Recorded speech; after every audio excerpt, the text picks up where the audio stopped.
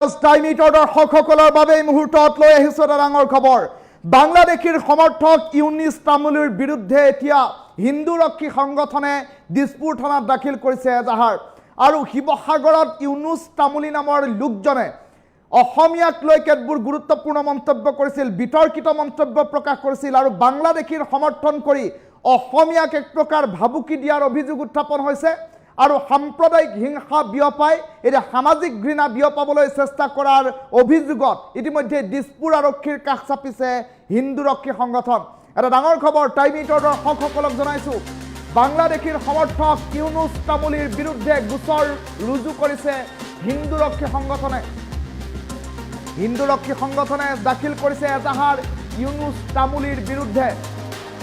শিৱসাগৰত ইউনুছ তামুলীয়ে সংঘটিত কৰিছিল ভয়ংকৰ কাণ্ড। শিৱসাগৰ জিলাত অসমীয়া জাতিক এক প্ৰকাৰ ভাবুকি প্ৰদান কৰিছিল ইউনুছ তামুলীয়ে। দিছপুৰ থানাত এজাহাৰ দাখিল কৰিছে হিন্দু ৰক্ষী সংগঠনে। বাংলাদেশীক চিনাক্ত হলেও একো ক'ব নোৱাৰিব বুলি ইউনুছে কৰিছিল মন্তব্য।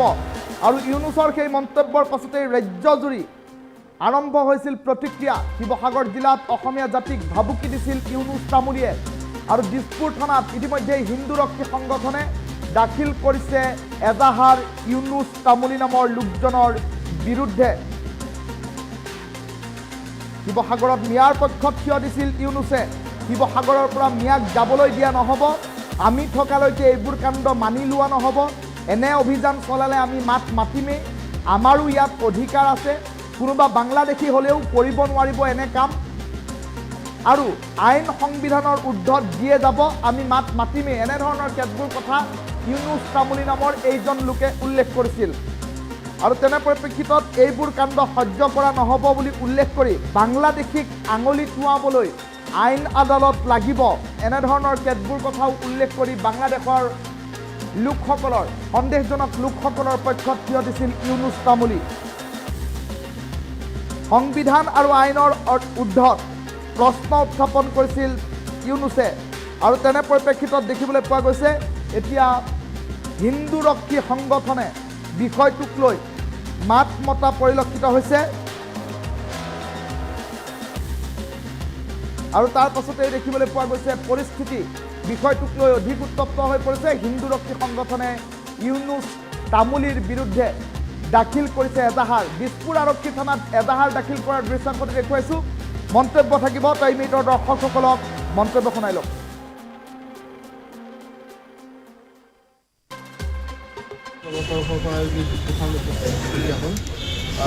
চৰকাৰে যি ধৰণৰ বেদখলকাৰীৰ বিৰুদ্ধে উচ্ছেদ চলাই আছে, হিন্দুৰক্ষী দলৰ তৰফৰ পৰা চৰকাৰক পূৰ্ণ সমৰ্থন জনাইছোঁ। মুখ্যমন্ত্ৰী হিমন্ত বিশ্ব শৰ্মাই জাতিৰ স্বাৰ্থত যিটো কাম কৰিছে খুবেই আদৰণীয়। ইয়াৰ সমান্তৰালভাৱে শিৱসাগৰত আমি মিডিয়াৰ মাধ্যমেৰে আমি দেখা পালোঁ ইউনুছ তামুলী নামৰ এজন ব্যক্তিয়ে মিডিয়াত কিছু বক্তব্য দিছে আজি কিছুদিনৰ আগতে, যে বাংলাদেশী কোনোবা যদি চিনাক্ত হয় তথাপিও তেওঁৰ ওপৰত আঙুলি উঠাব নোৱাৰিব। এই কথাষাৰে তেওঁ আমাৰ জাতিক ভাবুকি প্ৰদান কৰিছে, খিলঞ্জীয়াৰ প্ৰতি তেওঁ ভাবুকি আনিছে। গতিকে এনেকুৱা ধৰণৰ ইউনুছ তামুলীৰ নিচিনা ব্যক্তিক চৰকাৰে কঠোৰ পদক্ষেপ গ্ৰহণ কৰিব লাগে। অকল ইউনুছ তামুলী নহয়, এনেকুৱা ধৰণৰ ব্যক্তিৰ বিভিন্ন ঠাইত আছে অসমত বেদখলকাৰীক সহযোগ কৰা আৰু এওঁলোকক চিনাক্ত কৰি চৰকাৰে কঠোৰ ব্যৱস্থা গ্ৰহণ কৰিব লাগে। এয়া আমাৰ দলৰ তৰফৰ পৰা দিছপুৰ থানাত উপস্থিত হ'ল। চৰকাৰে যি ধৰণৰ বেদখলকাৰীৰ বিৰুদ্ধে উচ্ছেদ চলাই আছে, হিন্দুৰক্ষী দলৰ তৰফৰ পৰা চৰকাৰক পূৰ্ণ সমৰ্থন জনাইছোঁ। মুখ্যমন্ত্ৰী হিমন্ত বিশ্ব শৰ্মাই জাতিৰ স্বাৰ্থত যিটো কাম কৰিছে খুবেই আদৰণীয়। ইয়াৰ সমান্তৰালভাৱে শিৱসাগৰত আমি মিডিয়াৰ মাধ্যমেৰে আমি দেখা পালোঁ ইউনুছ তামুলী নামৰ এজন ব্যক্তিয়ে মিডিয়াত কিছু বক্তব্য দিছে আজি কিছুদিনৰ আগতে, যে বাংলাদেশী কোনোবা যদি চিনাক্ত হয় তথাপিও তেওঁৰ ওপৰত আঙুলি উঠাব নোৱাৰিব। এই কথাষাৰে তেওঁ আমাৰ জাতিক ভাবুকি প্ৰদান কৰিছে, খিলঞ্জীয়াৰ প্ৰতি তেওঁ ভাবুকি আনিছে। গতিকে এনেকুৱা ধৰণৰ ইউনুছ তামুলীৰ নিচিনা ব্যক্তিক চৰকাৰে কঠোৰ পদক্ষেপ গ্ৰহণ কৰিব লাগে। অকল ইউনুছ তামুলী নহয়, এনেকুৱা ধৰণৰ ব্যক্তিৰ বিভিন্ন ঠাইত আছে অসমত বেদখলকাৰীক সহযোগ কৰা আৰু এওঁলোকক চিনাক্ত কৰি চৰকাৰে কঠোৰ ব্যৱস্থা গ্ৰহণ কৰিব লাগে। এয়া আমাৰ দলৰ তৰফৰ পৰা দিছপুৰ থানাত উপস্থিত হ'ল। তামুলীৰ বিৰুদ্ধে এতিয়া এক প্ৰকাৰ এজাহাৰ দাখিল কৰিছে হিন্দু ৰক্ষী সংগঠনে। আৰু হিন্দু ৰক্ষী সংগঠনে দিছপুৰ আৰক্ষীৰ কাষ চাপি এইগৰাকী ইউনুছ তামুলীৰ বিৰুদ্ধে এজাহাৰ দাখিল কৰিছে।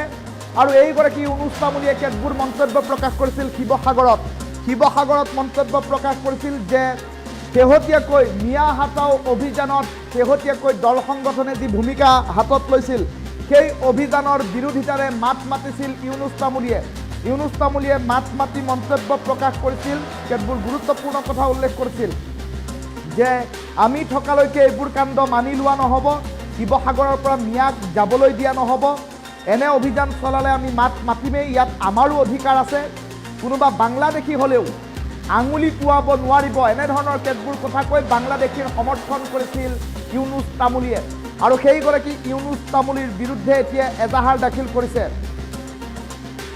আৰু দল সংগঠনৰ বিৰুদ্ধে ক্ষোভ প্ৰকাশ কৰিছিল ইউনুছ তামুলীয়ে মিয়া বিৰোধী অভিযানক বিশুদ্ধাৰ প্ৰকাশ কৰিছিল কেৱল মাত্ৰ দুখীয়াৰ বাবেই মিয়াৰ বিৰুদ্ধে অভিযান চলিছে বুলি উল্লেখ কৰিছিল সংবিধান আৰু আইনৰ ঊৰ্ধত কোন বুলি ইউনুছে প্ৰশ্ন উত্থাপন কৰিছিল বাংলাদেশীক আঙুলি টোৱালেও আইন আছে বুলি ইতিমধ্যে উল্লেখ কৰিছে সেই আইনৰ জৰিয়তেহে বাংলাদেশীক খেদিব পাৰিব এনে কেতবোৰ কথা উল্লেখ কৰিছিল তেনে পৰিপ্ৰেক্ষিতত এতিয়া দেখিবলৈ পোৱা গৈছে বিষয়টোক লৈ চৰ্চা অব্যাহত আছে আৰু ইউনুছ তামুলী নামৰ যিগৰাকী লোক ইউনুছ তামুলীৰ বিৰুদ্ধে এতিয়া আৰম্ভ কৰা হৈছে অভিযান আৰু তেনে পৰিপ্ৰেক্ষিতত হিন্দুৰক্ষী সংগঠনে দিছপুৰ আৰক্ষীৰ হাতত দাখিল কৰিছে এখন এজাহাৰ পত্ৰ সেই দৃশ্যাংশ টাইমিটৰ দৰ্শকসকলক দেখুৱাইছোঁ